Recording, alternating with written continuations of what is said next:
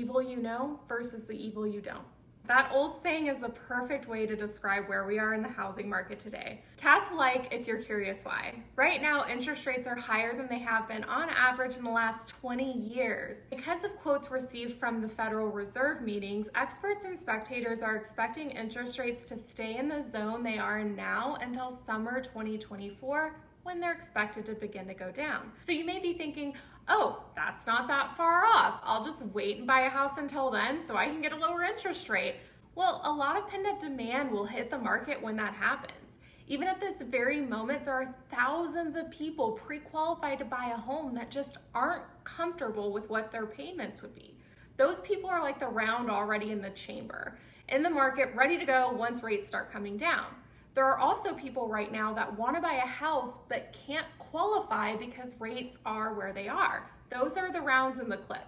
We haven't even gotten to the home buyers that would just be entering the marketplace and all the people who would be attracted to the market once the headlines about rates going down come around, including people that currently own but want to move. We do know that as a population, we just simply do not have enough housing. So supply is not going to be able to satisfy this demand, even with more sellers being attracted to going ahead and making their moves. Keep in mind, most sellers are buyers. Prices will go up quickly in this climate. The evil you know is what those interest rates are right now. If you could afford that payment, you could lock that in.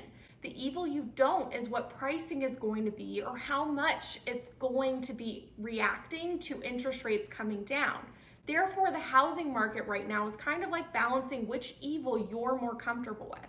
The right answer to that comes down to your own personal risk tolerance. Would you rather go ahead and lock in a price, that way you know you bought a home for X amount and you could refinance as long as the numbers make sense later on? Or do you want to wait and see what the market's going to do and hope that pricing doesn't go up enough to equate a higher payment than you would have had if you just locked in the lower price and interest rate now?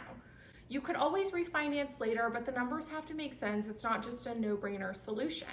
Comment your questions below and be sure to tap follow or subscribe to stay in the loop. There are a lot of variables going on in the market, but it does boil down to the evil you know versus the evil you don't.